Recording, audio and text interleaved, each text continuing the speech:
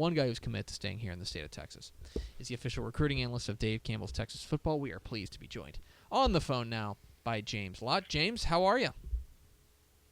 Great, guys. Just enjoying the weather, just taking it easy, but ready to talk about these burners. Yeah, I'll tell you. You know, we were talking about it before you came on that Max is cutting film to show in the background, and we were saying, look, we love the big plotting middle linebacker. That's a real old school, man after my own heart there.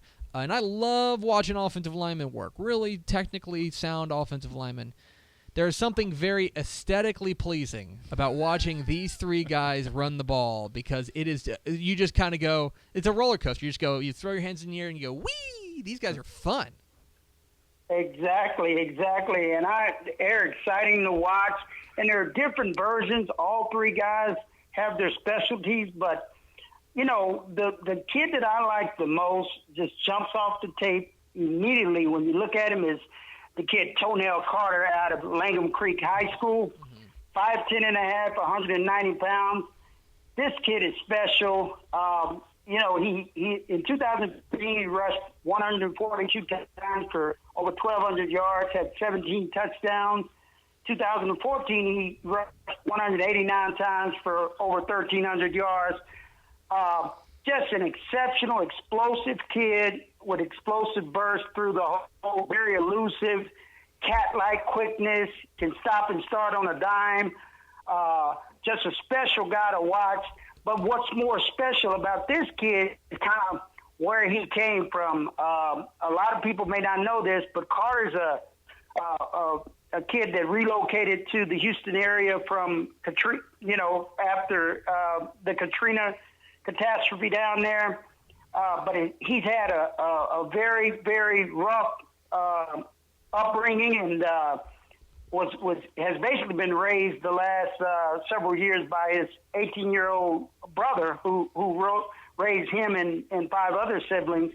But he's had a tough going, but a kid that you want to root for because he's been through so much, but just an exciting player to watch and one of my favorite guys. And the other thing about Toenail Carter that kind of jumps off the page is that, he's got this breakaway speed.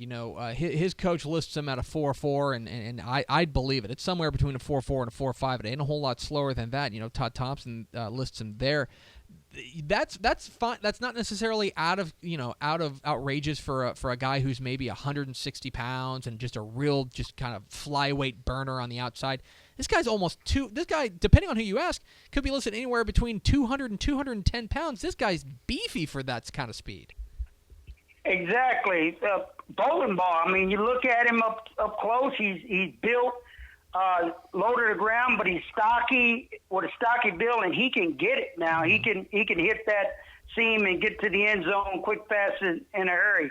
But a kid that I like a lot and one of my favorite guys in the 2017 class.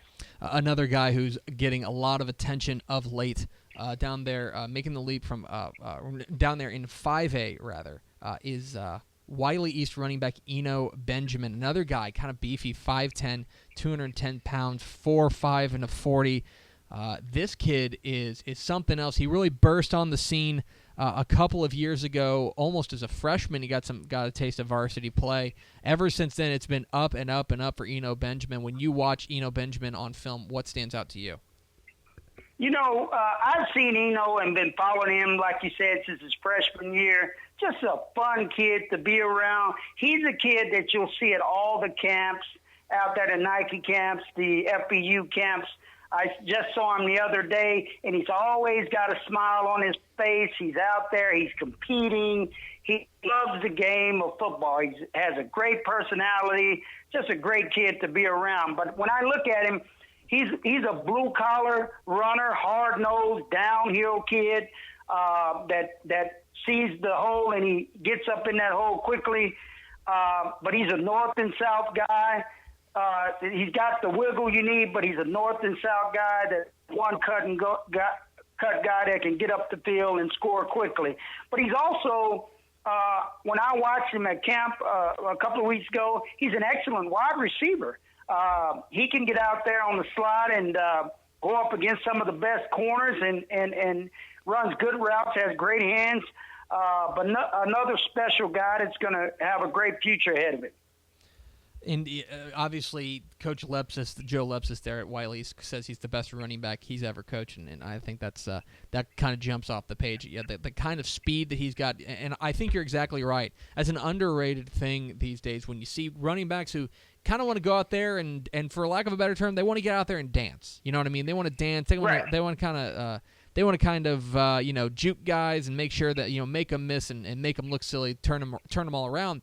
Ino Benjamin can do that if he needs to, but what I love about him is when he lowers his shoulder and says, "Let's go," because that's when he goes from like being a really good running back to something special to me.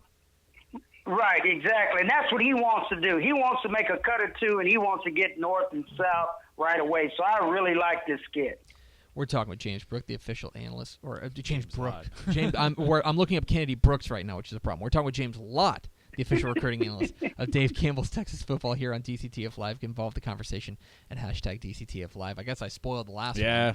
Last one.